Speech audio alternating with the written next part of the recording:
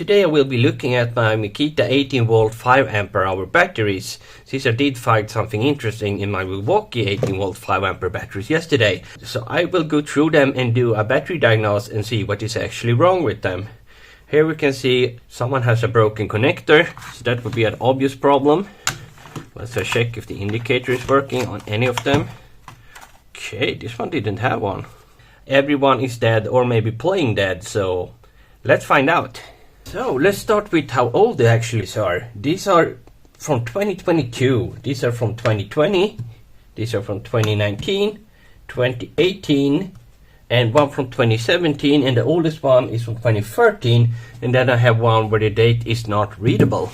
And now I am officially done with the diagnosis of these 12 batteries. They were originally 13, but one was 6 ampere hours, so I removed that. And I have figured out what is wrong with them, and no, there is no conspiracy this time, because all have quite different errors. To my surprise, some of them were actually okay. This one had 2.6 per cell, and this one had 3.5 per cell, so why is the indicator not working? The only thing I can think of is that these batteries go to sleep mode if they are not used in a while. And this one has an obvious problem. That one is bent down, so we cannot put that into the charger. I will see if we can fix that one. But this one also has 3.5, so let's see if we can actually charge this, because I have a Makita charger. And this should be the correct version, right?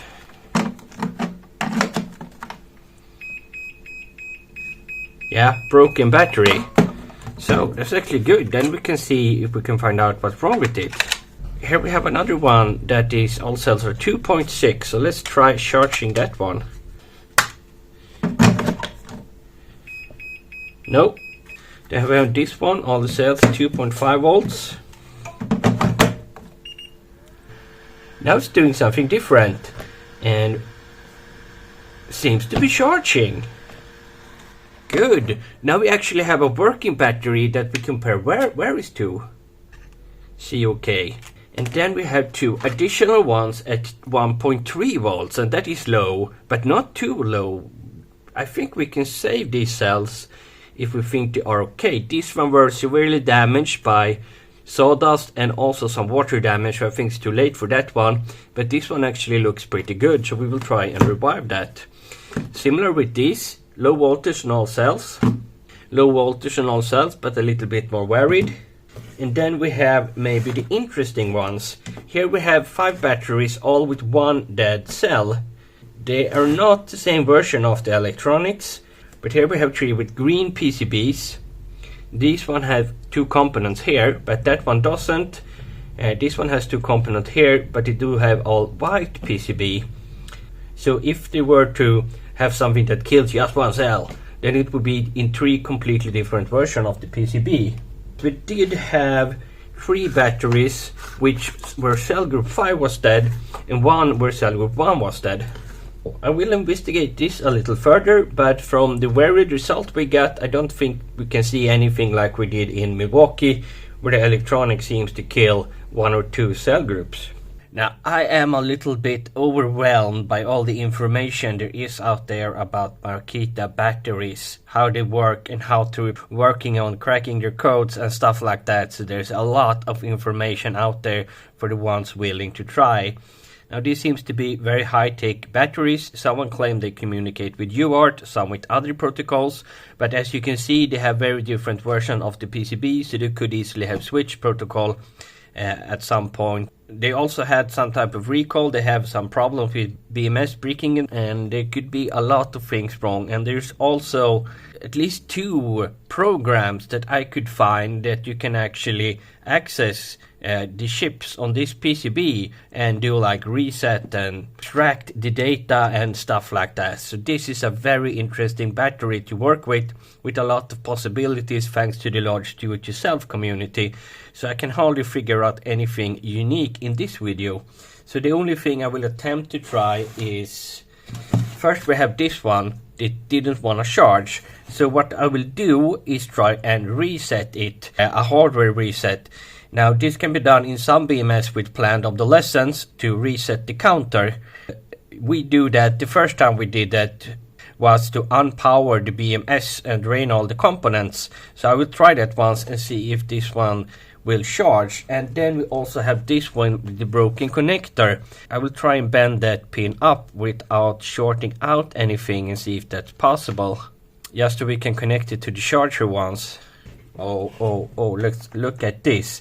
This is a PCB I removed, so changing that connector, you can see there's components underneath this connector that you don't want to damage, and here are the pins, and those two are the main power ones. So desoldering one of these, I don't know if that's even possible. I need to have something on top here, otherwise it could get stuck in the charger and maybe do a short circuit or something like that. Let's start with the one that didn't want to charge and see if we can unpower this by making it powerless.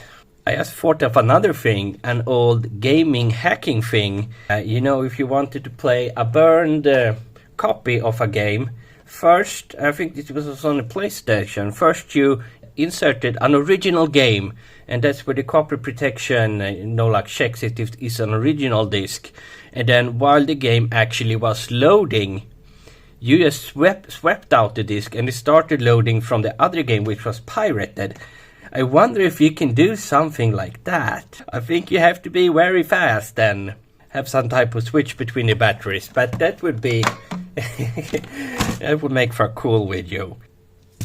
Always wear glasses because solder likes to fly. Okay, that was fairly easy. Oh, I've done this a lot on Ryobi, and that is a nightmare. This seemed to go pretty good. Think I maybe broke off the indicator here. What when you can just push down like that? Yeah.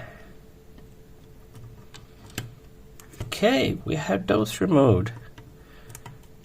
Oh, yes.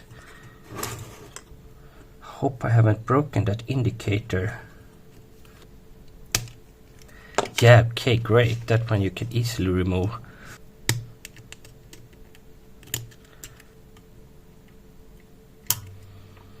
So, okay, it's melted here. Could that have been from my soldering? No. Maybe these connectors get kind of hot and there's no mica plate. Yeah, time to brush.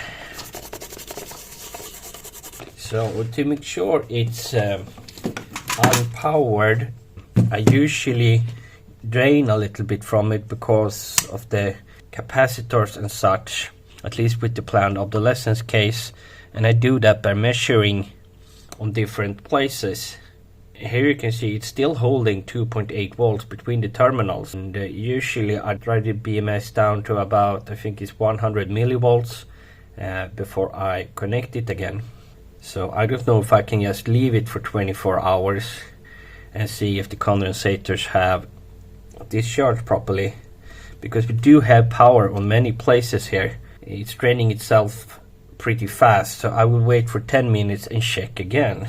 And in the meantime, let's see if we can do something with this pen. Isolate that a little bit.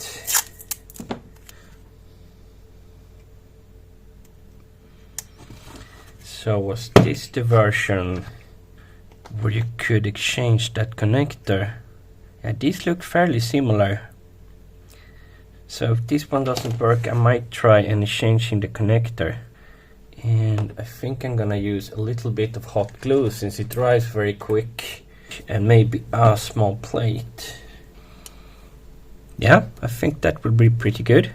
Yeah, so the connector doesn't get stuck in the charger and break a charger as well. Yes, I also found out there are spare BMS for the Makita, unofficial ones, so you can find them on AliExpress. So I ordered 2 of those, and let's see if they work, and I will try and figure out if they are actually safe. Now I also noticed something in the charger here. I don't know if you can see that, but they don't use the last, that is the first pin, this one. So if that one breaks, it really shouldn't matter when it comes to charging, at least. Lots to learn about Makita, and I did have some more batteries, 3 ampere hours, 3 of those, and a couple of 6 ampere hours. Just need a dot. Brand new, right? Now that is some good handiwork. Do we want to put it into the charger now? What? It's actually charging now. Yeah, that's cool. So I fixed one battery. I don't think that would be a good permanent solution, but a good enough to use a couple of times until you can get replacement for the connector. It's not often I fix a battery on this channel. I just tear them apart. So let's see how the BMS is doing. Maybe I need to put you in the freezer. It's still at 2 volts. It was less than 2 volts when I left it. Maybe some capacitors is charging up. Some other ones while I'm not looking. I don't know how to drain capacitor except for touching the soldering points on them. Especially on AC chargers. I love doing that. It kind of tickles. And these are microcondensators, so it could be days before it's unpowered. So let's just solder it back and see if that is possible. Just so it's holding on so we can check if we want to charge. Where did that one go? Where did that connector go? Nah, it's broken off. How did that happen? I didn't do that. I take care of my stuff, goddammit. Must be those lousy teenagers. Those Gretas that destroyed my connector. Yeah, I don't know. But I do know I can fix that pretty easily. So now we can check the voltage. So I will just modify this a little bit. That is some tough plastic. I think that will get it into the charger. Okay, error, doesn't want to charge. So it was worth a try at least. I did manage to fix one battery, sort of. I will see what I will do with the rest.